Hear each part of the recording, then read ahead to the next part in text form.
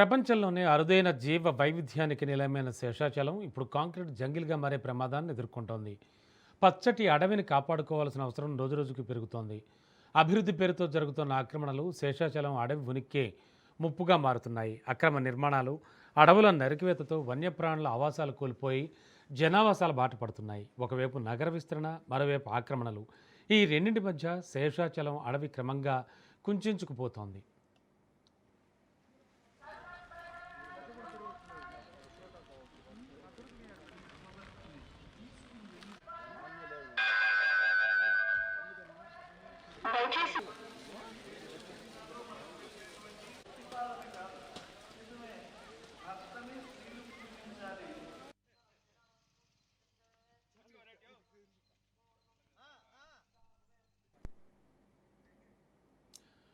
మనిషి అత్యాస, దురాలోచన, వ్యామోహం, అభివృద్ధి పేరుతో జరుగుతున్న ఆక్రమణలు శేషాచలం అడవిని కాంక్రీట్ జంగిల్గా మార్చేస్తున్నాయి. అడవిలోకి చొచ్చుకొస్తున్న అక్రమ ఆవాసాలు, నగర విస్తరణతో శేషాచలం అంచులను తాకుతూ మనుగడే ప్రశ్నార్థకంగా మారుతోంది. గృహ నిర్మాణ ప్రాజెక్టులు, పర్యాటక కేంద్రాలు, రోడ్ల విస్తరణ పేరుతో అటవీ భూములు అన్యాక్రాంతం అవుతున్నాయి. మనుషుల అడుగుల అలికిడితో అడవిలో అలజడి రేగుతోంది. నిర్మానుష్యంగా ఉండే అడవిలో నిశ్శబ్దంగా గడపాల్సిన వన్యప్రాణులు తమ ఆవాసాలను క్రమంగా కోల్పోతున్నాయి. దిక్కు తోచని స్థితిలో అడవిని నమ్ముకున్న జంతువులకు ఇప్పుడు నిలువ నీడ లేకుండా పోతోంది.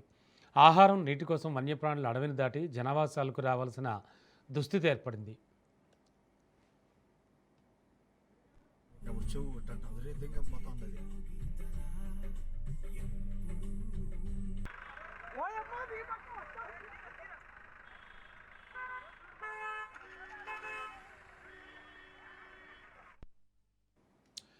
శేషాచలం అటవీ ప్రాంతం వందల కిలోమీటర్ల మేర విస్తరించింది. ప్రపంచంలో ఎక్కడా లేని విధంగా అరుదైన వృక్ష సంపదతో పాటుగా అరుదైన జంతువులు కూడా ఇక్కడ జీవిస్తూ ఉంటాయి. శేషాచలం అటవీ ప్రాంతం తిరుపతి, చిత్తూరు, అన్నమయ్య జిల్లాల్లో విస్తరించి ఉంది. అరుదైన జంతువులు ఎన్నో ఈ అటవీ ప్రాంతాల్లో నివాసాలు ఏర్పరచుకుని వాటి సంతతిని పెంపొందించుకుంటున్నాయి. ఇక్కడి వరకు బాగానే ఉన్నా కొంతమంది అరుదైన వృక్ష సంపదను కొల్లగొడుతూ వన్యప్రాణులను వేటాడుతూ అటవీ సంపదను దోచుకుంటున్నారు. నిర్మానుష్యంగా ఉండాల్సిన అడవిలో కొందరు అలజడి రేపుతున్నారు. దీంతో భయాందోళనకు గురైన వన్యప్రాణులు అడవిని వదిలి పొలాల్లోకి, గ్రామాల్లోకి రావడం వల్ల ప్రాణ నష్టం, ఆస్తి నష్టం జరుగుతోంది.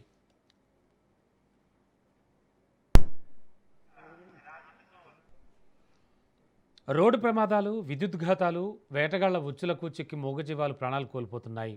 అడవిని కాంక్రీట్ నిర్మాణాలతో నింపేయడం వల్ల పర్యావరణ సమతుల్యత ఏర్పడి అతలాకుతలం అవుతోంది. చెట్ల నరికివేతతో భూగర్భ జలమట్టం తగ్గిపోతోంది.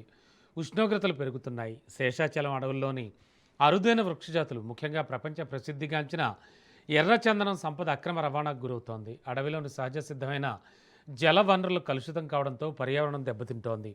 అక్రమ రవాణా, అడవిని ఆక్రమించుకోవడం, ప్లాస్టిక్ వ్యర్థాలు అడవిలోకి చేరడం వంటి చర్యలు అటవీ సంపదను సర్వనాశనం చేస్తున్నాయి.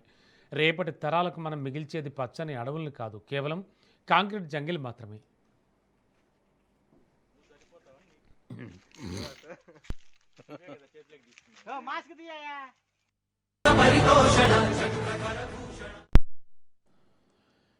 శేషాచలం అడవిని కాపాడుకోవడం అనేది కేవలం ప్రభుత్వ బాధ్యత మాత్రమే కాదు, ప్రతి ఒక్కరి నైతిక బాధ్యత.